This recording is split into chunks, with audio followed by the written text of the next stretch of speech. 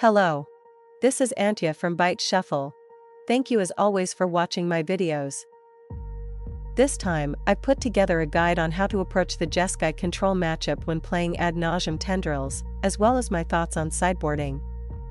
It's a bit old, but there's a video about the basics of Ad Nauseam Tendrils linked in the description and at the end of this video, so feel free to check it out if you're interested. Here is the deck list we will be using this time. Since we're on the draw, keeping this hand might be acceptable, but I can already see a future where we never find a blue source, so I'm going to mulligan. I'm putting the dual land on the bottom. The opponent cast Ponder and chose not to shuffle. I'll use discard to check what's ahead. I took Force of Will.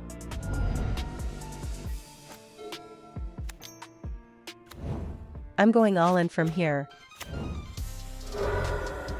I'll increase the mana needed for the combo.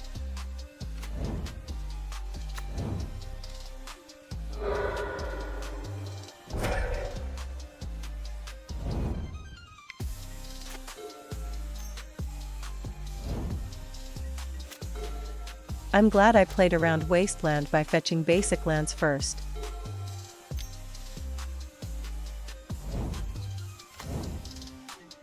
I conveniently drew some mana acceleration, so we're going for it again.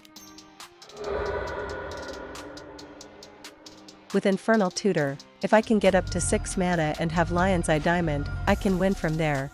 With Beseech the Mirror, if I can get up to 4 mana and have at least one artifact or enchantment on the battlefield, I can win from there. I couldn't meet the necessary conditions, so I'm passing the turn. Surveil's effect sends it to the graveyard.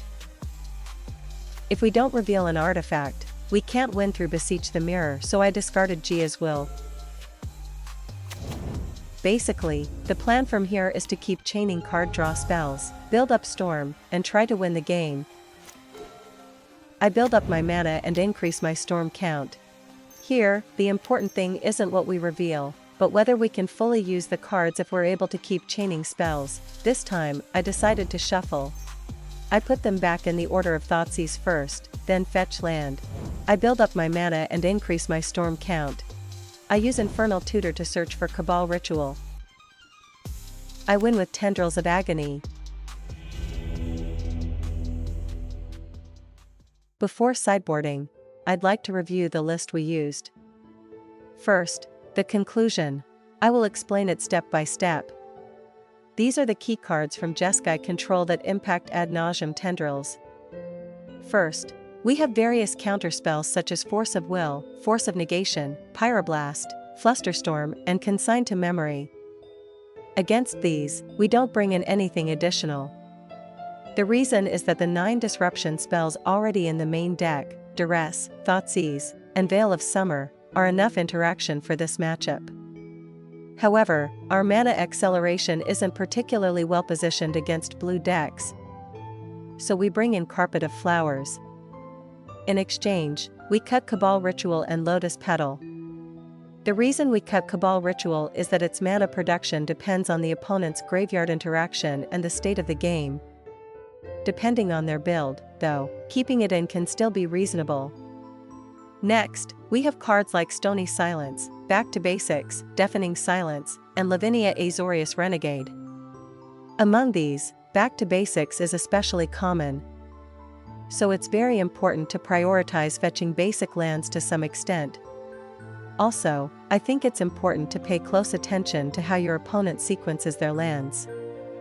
Next, regarding Lavinia Azorius Renegade, while it's on the battlefield, 0 mana spells like Lotus Petal and Lion's Eye Diamond will get countered. However, if we have Veil of Summer, we can ignore Lavinia's effect, so in many cases, we aren't heavily impacted even without removal. Additionally, regarding Teferi Time Reveler, while it's on the battlefield, we can no longer cast spells at instant speed. The impact on us is somewhat limited, but we can no longer use the bargain ability of Beseech the Mirror while it's on the battlefield. To deal with these, we bring in Abrupt Decay.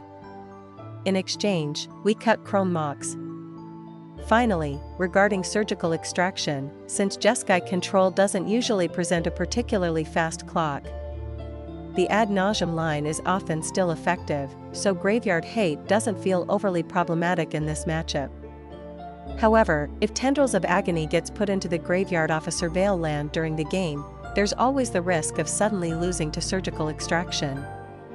So it's probably important to be careful about whether or not to put it into the graveyard. I have card draw, lands, and combo pieces, so I'm happy to keep this hand. My opponent shuffled off a ponder. I'm going to dig for some mana acceleration. Didn't find it, so I shuffle.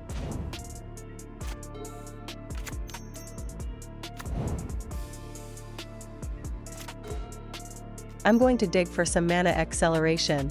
I put them back in the order of brainstorm first, then ponder.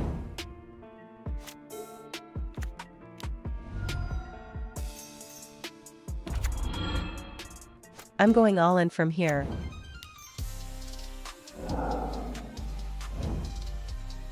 I'll increase the mana needed for the combo. To avoid getting blown out even if they have a second hard counter, I'm starting with Beseech the Mirror. If it gets countered, I'll pivot into the Infernal Tutor into ad nauseam line instead. I'm going to dig for some mana acceleration. Didn't find it, so I shuffle.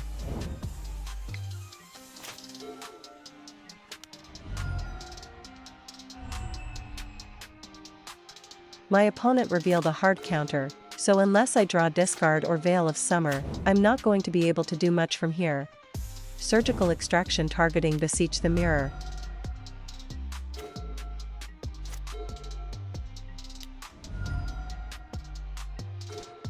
I use Infernal Tutor to search for Thoughtseize.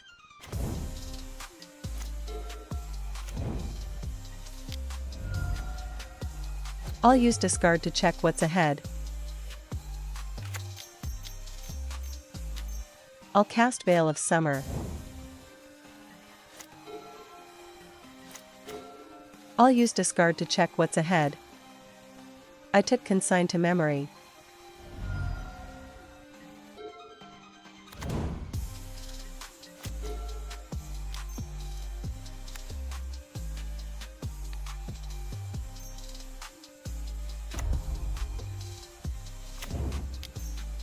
I search for ad nauseam.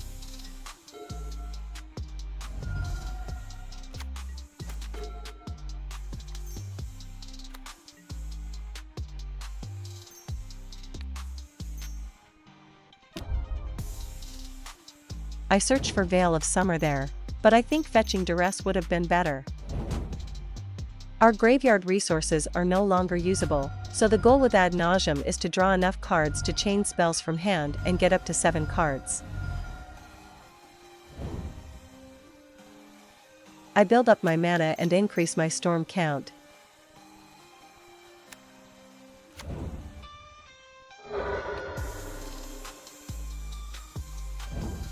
I win with Tendrils of Agony.